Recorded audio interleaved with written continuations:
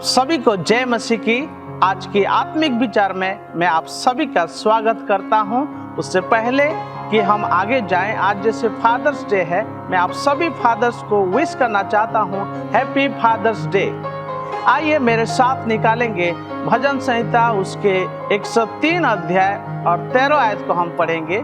जैसे पिता अपने बालकों पर दया करता है, वैसे ही यहोवा अपने दरबइयों पर दया करता है। यहाँ पे इस वचन में हमने पढ़ा कि हम परमेश्वर के भय मानने वाले लोग हैं और परमेश्वर हम पर हमेशा दया करते हैं। और इस वचन से हमको ये उत्साहित करता है, जैसे कि आज फादर्स डे है, ये सभी के लिए है। परमेश्वर ने हमसे बोला और बातें किया कि हमको परमेश्वर हमेशा दया करता है। आइए हम प्रार्थना करें ताकि हम परमेश्वर की उपस्थिति में जैसे हम जाएं, परमेश्वर की आराधना करें, प्रभु की उपस्थिति को मांगे अपने जीवन में। परमेश्वर पिता, हम धन्यवाद करते हैं ये समय आपने हमको दिया है ताकि हम प्रभु तेरी आराधना आत्मा और सच्चाई के साथ करें। परमेश्वर पिता, मैं प्रार्थना करता हूँ जितने लोग इस सभा में जुड़ेंगे परमेश्वर और जुड़े हैं प्रभु यीशु मसीह, हर एक के जीवन में तू अद्भुत काम कर परमेश्वर पिता। प्रभु जैसे हम तेरी आराधना करते हैं प्रभु, तो हमको और भी अगुवाई कर। धन्यवाद करते हैं, प्रार्थना यीशु मसीह के नाम में मांगते हैं, आमीन। आइए आराधना दल के साथ हम मिलकर हम परमेश्वर की आराधना करते हैं। यीशु तेरा नाम, यीशु तेरा नाम सबसे ऊंचा है। सब मिल गए।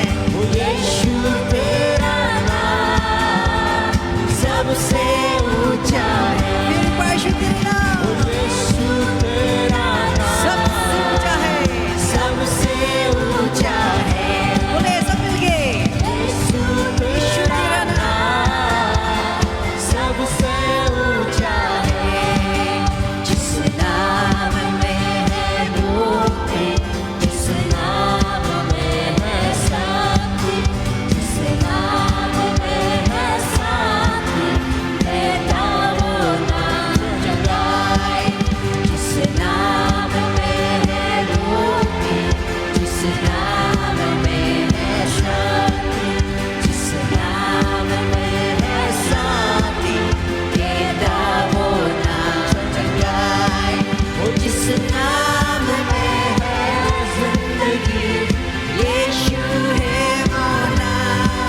वो जिस नाम में है बंदगी, यीशु है वो नाम। यीशु तेरा नाम वो सबसे ऊंचा है।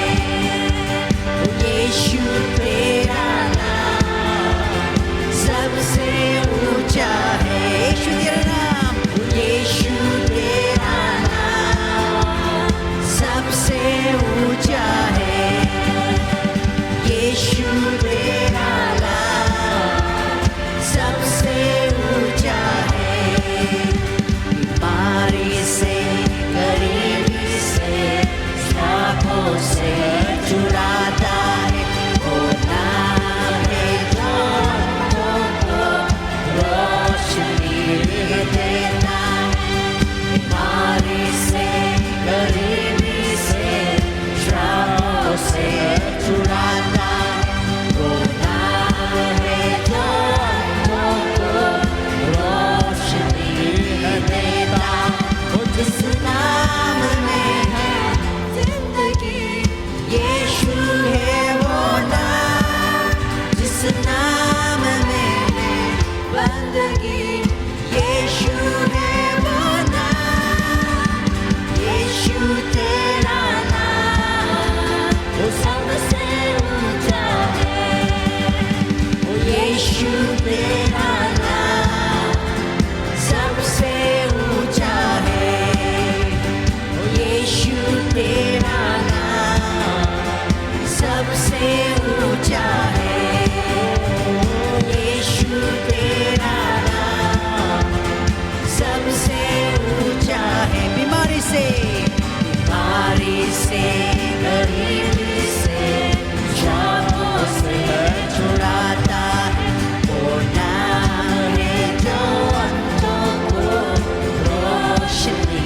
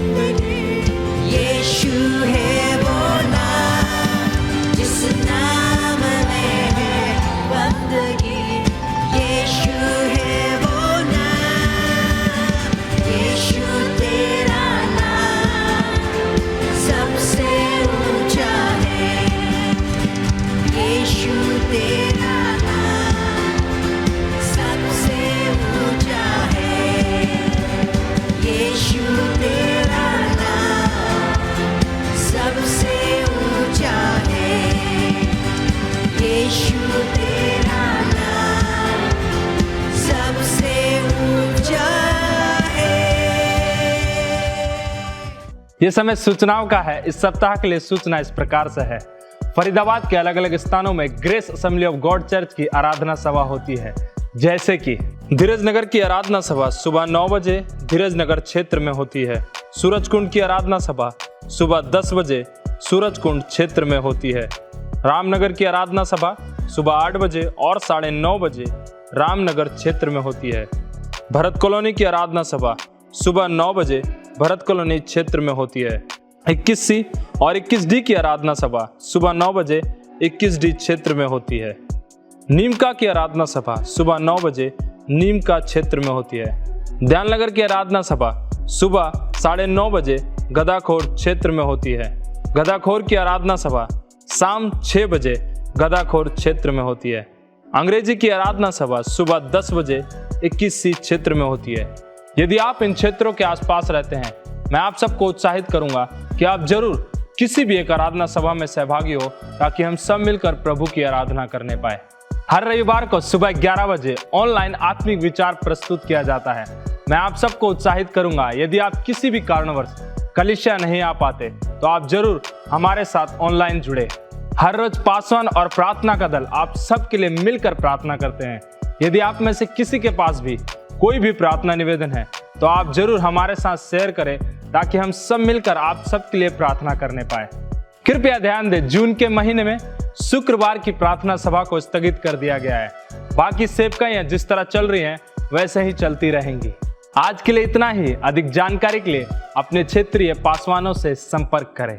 जैसे आपने परमेश्वर की आराधना में आपने आनंद उठाया है और सूचनाओं को भी सुना है, आइए इस समय हम भेंट और दशमांश को परमेश्वर के राज्य में लाएंगे।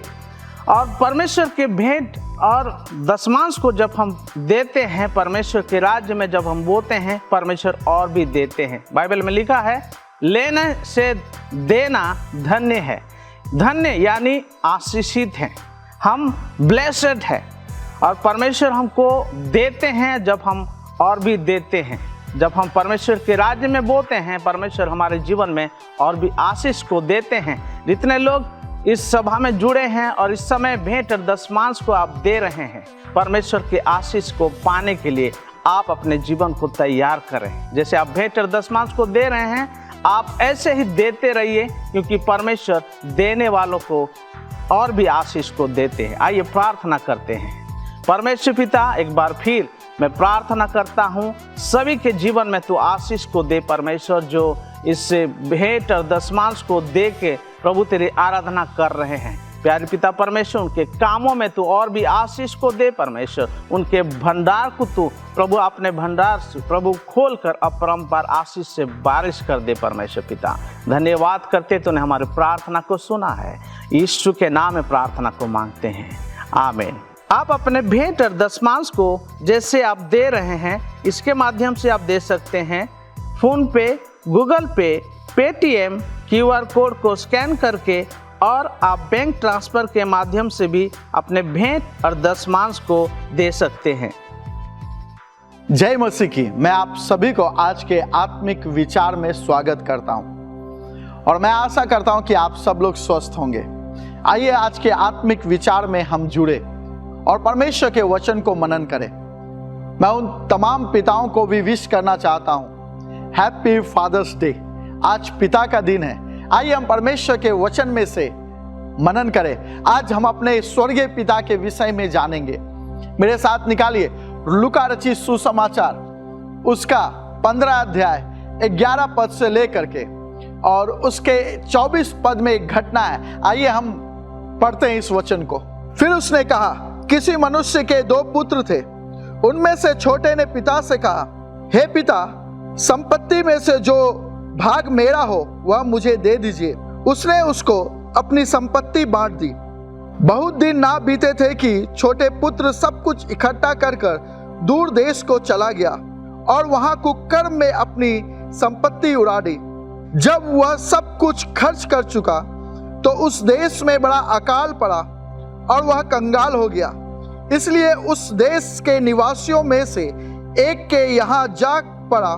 उसने उसे अपने खेत में सूअर चराने के लिए भेजा और वह चाहता था कि उन फलियों से जिन्हें सूअर खाते अपना पेट भरे और उसे कोई कुछ नहीं देता था। जब वह अपने आपे में आया तब कहने लगा, मेरे पिता के कितने ही मजदूर को भोजन से अधिक रोटी मिलती और मैं यहाँ भूखा मर रहा। अब मैं उठकर अपने पिता के पास जाऊंगा और उनसे कहूंगा कि पिताजी, मैंने स्वर्ग के विरोध में और तेरी दृष्टि में पाप किया है। अब इस योग्य नहीं रहा कि तेरा पुत्र कहलाऊं। मुझे अपने एक मजदूर के समान रख ले। तब वह उठकर अपने पिता के पास चला। वह अभी दूर ही था कि उसके पिता ने उसे देखकर तरस खाया और दौड़कर उसे गले लगाया और बहुत चूमा।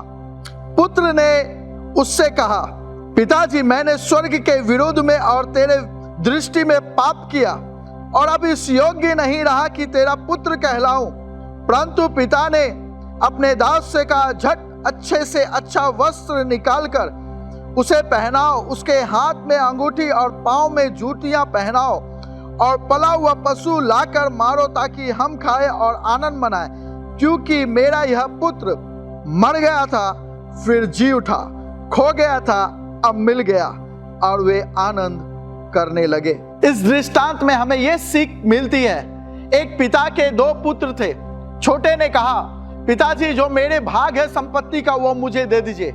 पिता ने उसे उसके भाग को दे दिया और बाइबल बताती कुछ समय के बाद उसने इकट्ठा किया अपनी सारी संपत्ति और दूर देश को चला गया और दूर देश में जाकर उसने अपने सारी संपत्ति को कुकर्म में, नशा में, ऐसी चीजों में उसने उड़ा दिया। और बाइबल बताती है उस देश में अकाल पड़ी और यहां तक अकाल पड़ा कि उनके पास खाने को भी कुछ नहीं था। इसलिए उन्होंने एक व्यापारी के पास गया जो सूअर चराने का काम करवाता था और उनके यहां जाकर उसने नौकरी मांगी और उन्हें वही खाने को मिला जो सूअर खाते थे। और बाइबल बताती है उसे और कोई कुछ नहीं देता था खाने को। लेकिन एक दिन वो अपने आपे में आया और कहने लगा अपने मन से कि मैं पिता के पास जाऊंगा, क्योंकि पिता के पास बहुत सारे मजदूर हैं जिनको भोजन से अधिक रोटी मिलता है। मैं अपने पिता के पास जाऊंगा और एक मजदूर के समान उनके यहां काम करूंगा। और इस बात को सोचकर वो उठा और अपने पिता के पास जाने को तैयार हुआ। और बाइबल बताती है कि वो दूर ही था कि पिता उसे दौड़कर गले लगाया और उसने कहा, पिता से कहा कि मैंने तेरे विरोध में, मैंने स्वर्ग के विरोध में पाप किया, मुझे एक मजदूर के समान रख ले। पिता ने अपने सेवकों से कहा, इसे अच्छे से अच्छे वस्त्र पहनाओ, इनके उंगलियों में अंगूठी पहनाओ, पांव में जूतियां पहनाओ, एक पला हुआ पशु को बलि करो, उसे मारो और उसे बनाओ ताकि हम खाएं और आनंद मनाएं।